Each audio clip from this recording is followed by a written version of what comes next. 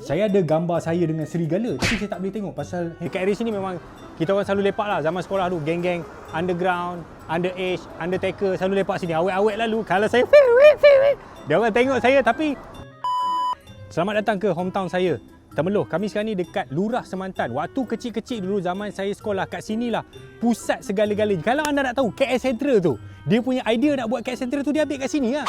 Tengok belakang tu. Ada pam minyak, ada kedai kaset, ada kedai mesin, stesen bas, stesen taksi, stesen kereta api, MRT, bullet train, airport belakang sana. Tu ada kedai ikan patin yang sedap. Ikan patin Pak Usok. Sini dulu masa kecil-kecil balik daripada sekolah, kalau saya tak ada duit, kebetulan kaset Ella USA keluar. Saya pun pergi dekat stesen taksi cari ayah saya. Ayah saya driver taksi, minta duit kat dia, pergi kedai kaset depan tu. Dapatlah kisah kaset Ella USA. Bazar Kuala Semantan ni satu masa dulu dia macam Plaza Loyat lah, pusat teknologi. Dekat area sini memang kita orang selalu lepak lah. Zaman sekolah dulu geng-geng underground, underage, undertaker selalu lepak sini. Awet-awet lalu kalau saya dia orang tengok saya tapi satu pun awet tak sangkut. Kita nak pergi kedai tu sebenarnya. Unshin, kedai memelihara semut. Jom.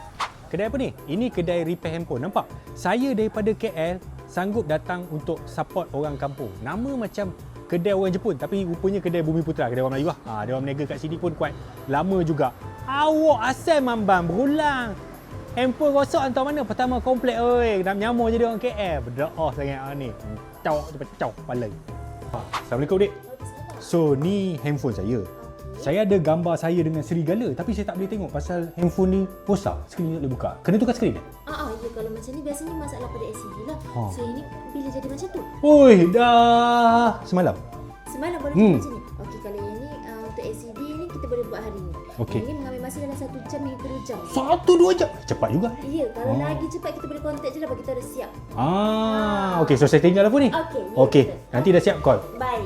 Saya nak pergi makan ikan patin. Adik dah makan? Belum. Saya belikan ikan patin untuk saya.